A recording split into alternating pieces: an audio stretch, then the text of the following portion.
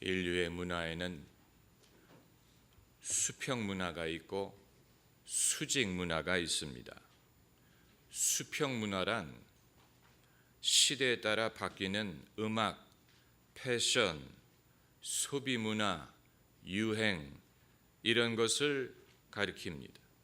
반대로 수직 문화란 시대가 바뀌어도 변하지 않는 유구한 가치관을 말합니다. 윤리, 철학, 종교 이런 것이 수직 문화에 해당합니다. 사람이 수평 문화를 알지 못하고 수직 문화만을 따른다면 그 사람은 고리타분한 사람, 보수적인 사람, 세상을 이해하지 못하는 사람이라는 평가를 얻을 것입니다.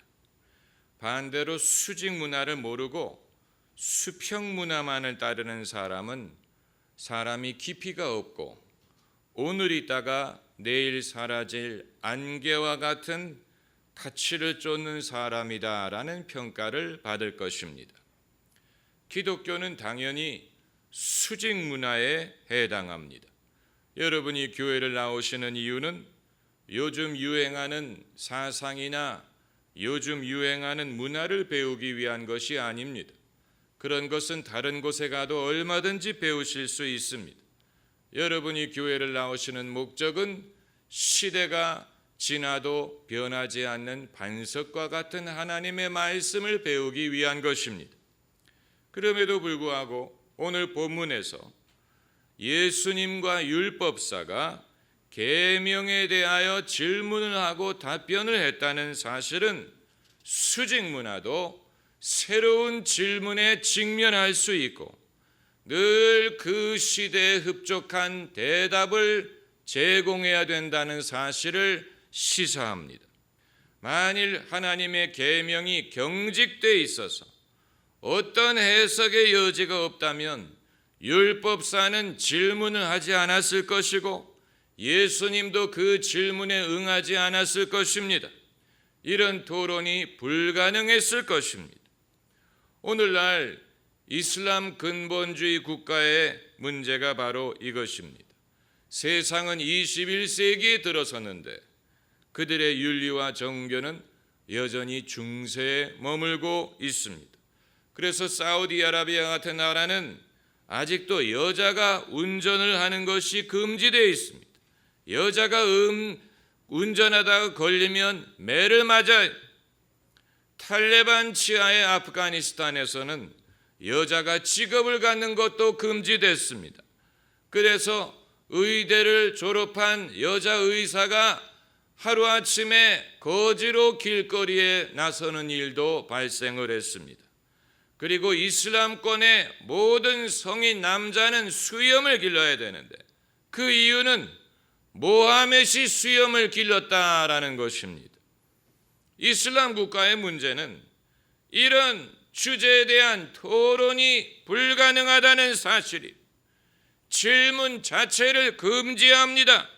그러다 보니까 21세기를 살면서도 중세 가치관을 고집하는 모순을 빚는 것입니다. 기독교 국가도 예외는 아니에요.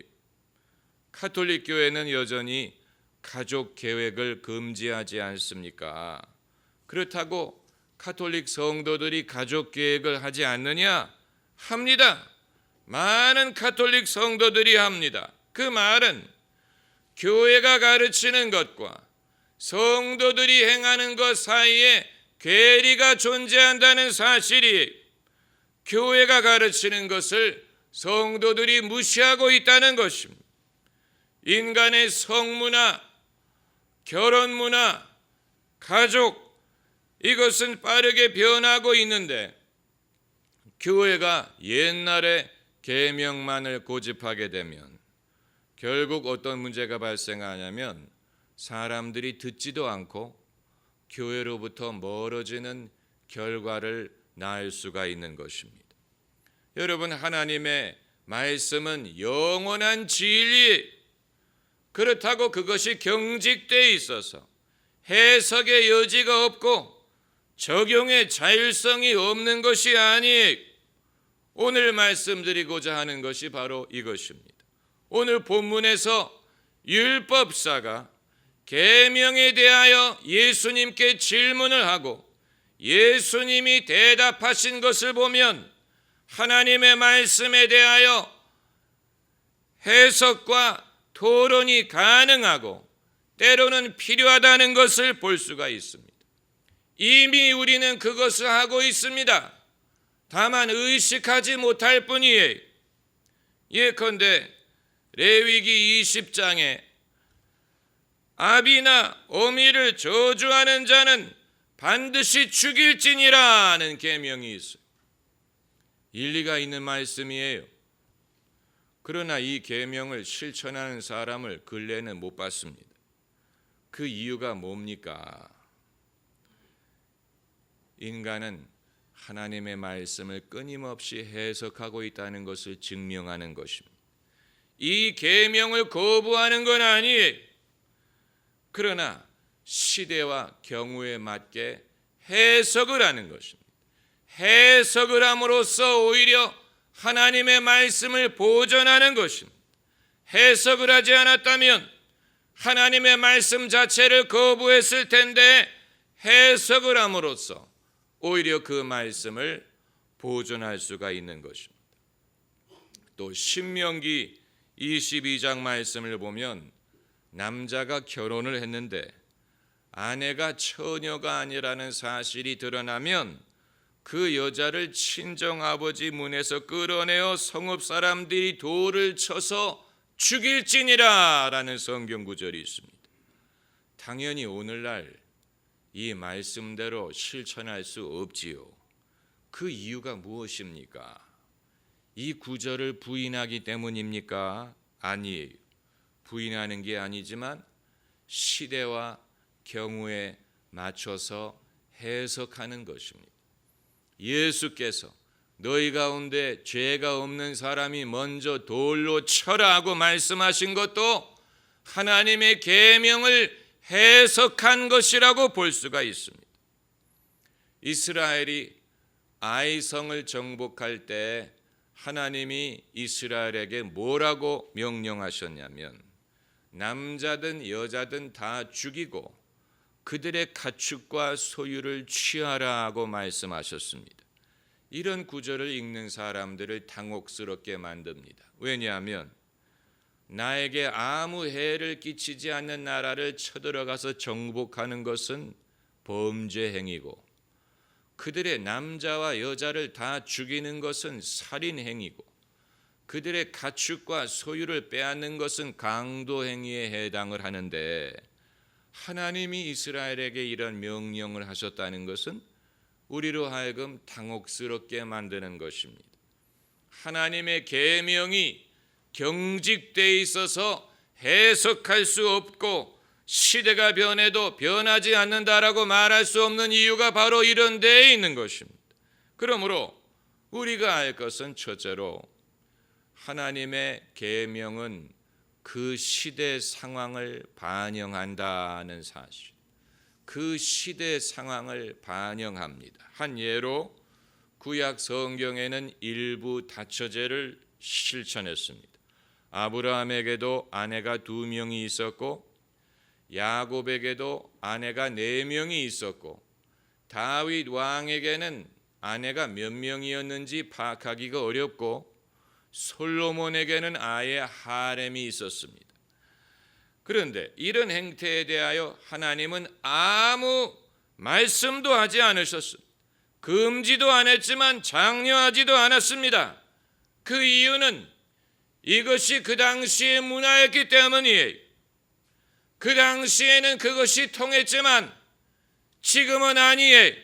지금 그렇게 했다가는 아내에게 얻어맞고 감옥에 갑니다. 왜냐하면 법으로 금지하고 있기 때문. 하나님의 율법도 당시의 상황을 반영하지 않을 수가 없었습니다. 그리고 둘째로 하나님의 계명은 인간의 의식 수준과 보조를 맞춥니다. 하나님이 이스라엘을 애굽의 종살이에서 해방시키셨을 때 그들을 노예의 신분으로부터 해방시키셨지만 그렇다고 노예 제도 자체를 하나님이 비판하지는 않으셨습니다. 그래서 이스라엘이 과거 노예 신분이었지만 나중에 그들도 노예를 두었습니다. 예수님 시대에도 노예가 존재했습니다. 누가복음을 쓴 누가는 의사였는데 그 당시 의사는 노예 계급에 속했습니다. 그럼 왜 성경은 노예 제도를 비판하지 않았느냐? 링컨이 말한 것처럼 나는 남의 노예가 되고 싶지 않기 때문에 나도 남을 노예로 두지 않겠다. 왜 이런 말씀이 성경에 없느냐? 그건 마치 그 시대에 여자가 남자와 동등하다라는 주장을 하는 것과 같았을 것입니다. 사람들이 받아들일 준비가 되지 않았어요. 만일 그런 주장을 했다면 사람들이 거부하고 실족했을 것입니다. 당시의 의식 수준과 보조를 맞추지 못했을 것입니다. 사람들이 감당할 수 없었을 것입니다. 그렇기 때문에 하나님은 원칙은 주시되 그것을 적용하는 것은 사람의 자율성에 맡기셨습니다. 사람이 준비가 되면 그때 가서 자율적으로 하나님이 주신 원칙을 실천하도록 하셨습니다. 그렇기 때문에 성경엔 내가 남의 노예가 되고 싶지 않으니 나도 남을 노예로 부리지 않겠다라는 말씀은 없지만 남에게 대접받기 원하는 대로 남을 대접하라는 말씀이 있는 것입니다. 같은 원리에 얼마나 적용하느냐의 차이가 있는 것입니다. 성경은 민주주의를 가르치지 않습니다. 구약이든 신약이든 임금이 있고 귀족이 있고 계급이 있습니다. 하나님도 이 자체를 부인하지 않았습니다. 그러나 하나님의 아들 예수께서 섬김을 받으러 오시지 않고 섬기려 오셨습니다. 하나님 나라에서 크고자 하는 자는 모든 사람을 섬기는 자가 되어야 된다고 말씀하셨습니다. 다시 말하면 우리가 바라는 공정사회에 대한 원리가 다 성경 말씀 속에 이미 담겨져 있는 것입니다. 그것을 어떻게 얼마나 발굴하고 적용하느냐, 이것은 우리의 몫이에요. 우리는 하나님 말씀 속에 있는 원리를 다 발굴하지도 못했고 다 적용하지도 못했습니다. 그러므로 21세기를 살고 있지만 우리의 의식 수준은 여전히 발전의 여지가 남아있는 것입니다. 그리고 세 번째로 계명의 핵심 목적은 두 가지인데 첫째는 하나님을 사랑하는 것이고 둘째는 이웃을 사랑하는 것입니다. 이것이 계명의 핵심입니다. 다시 말하면 계명을 실천한다고 하면서 하나님도 사랑하지 않고 사람도 사랑하지 않는 사람은 그 사람은 계명을 오해하고 있는 것입니다. 예수님 말씀에 사람이 안식일을 위하지 않고 안식일이 사람을 위한다는 말, 그 한마디 말씀 속에 이 모든 계명을 주신 목적이 담겨져 있는 것입니다. 사람에게 유익을 주기 위한 것이고 사람이 계명을 지키면 하나님이 혜택을 받으시는 게 아니고 사람이 혜택을 입습니다. 사람이 계명을 어기면 하나님이 해를 입으시는 게 아니고 사람이 해를 입습니다. 사람이 계명을 어길 때 사람만이 분노하는 것이 아니고 하나님이 분노하십니다. 예로부터 종교인들이 이 사실을 잊어버릴 때 하나님의 이름으로 엄청난 불의를 저질렀습니다. 광신의 위험이 바로 여기에 있습니다. 광신은 신앙이든 계명의 목적이 어디 있는가를 잊어버리고 하나님을 사랑하지도 않고 이웃을 사랑하지도 않고 하나님을 영화롭게 하지도 않고 이웃에게 득이도 되지 않는 나의 종교, 나의 열심, 나의 광신만을 주장하게 될 때 그것이 오히려 하나님의 이름으로 하나님을 영화롭게 못하는 것입니다. 이것이 광신의 위험이에요. 우리가 열심히 믿으려고 할 때 열심히 믿어야 되고 열심히 기도해야 됩니다. 그러나 우리의 열심이 목적을 벗어나가게 되면 누구를 위한 열심이 되겠습니까? 참 사람은 안 믿는 것도 문제지만 잘못 믿는 것도 문제, 차가운 것도 문제지만 이상하게 뜨거운 것도 문제. 그래서 안 믿으면 불신자가 되지만 잘못 믿으면 이단이 됩니다. 올무는 양쪽에 존재합니다. 이쪽에 가도 멸망의 길이 있고 이쪽으로 가도 멸망의 길이 있습니다. 하나님 말씀에 좌로나 우로나 치우치지 말라는 말씀이 정말 중요한 것입니다. 오늘날 우리 사회의 문제는 사람들이 정치에 관심이 없는 것이 아니고 정치에 관심이 지나쳐서 자기와 의견이 다른 사람을 원수로 여기고 대적하고 칼로 찔러 죽이고 그리고 서로 입에서 담지 못할 말을 하는 것입니다. 그러려면 차라리 정치에 대해서 무관심한 게 나아요. 정치에 대해서 그렇게 관심을 가져서 그것이 국가에 무슨 득이 된다는 얘기입니까? 왜 우리 민족은 정치든 스포츠든 신앙이든 무엇을 하든 그것을 상식적인 차원에서 하지 못하고 광적인 차원에서 그것이 사람에게 해가 되고 덕이 되지 못하고 자기의 고집만을 주장하는 그런 것으로 만들어버린다는 얘기입니까? 이것은 우리 모두가 깊이 생각해야 될 문제예요. 누구를 위한 것인가를 생각해야 됩니다. 누구를 위한 것입니까? 정말로 하나님의 영광을 위한 것입니까? 예수님의 복음을 위한 것입니까? 교회를 위한 것입니까? 아니면 나의 만족을 위한 것입니까? 깊이 생각해야 되는 문제예요. 예수님이 그러므로 제자들에게 늘 말씀하시기를 너희가 길에서 무엇을 의논하였느냐? 너희 가운데 으뜸이 되고자 하는 자는 종이 되고 먼저 되고자 하는 자는 모든 사람의 종이 되어야 하리라.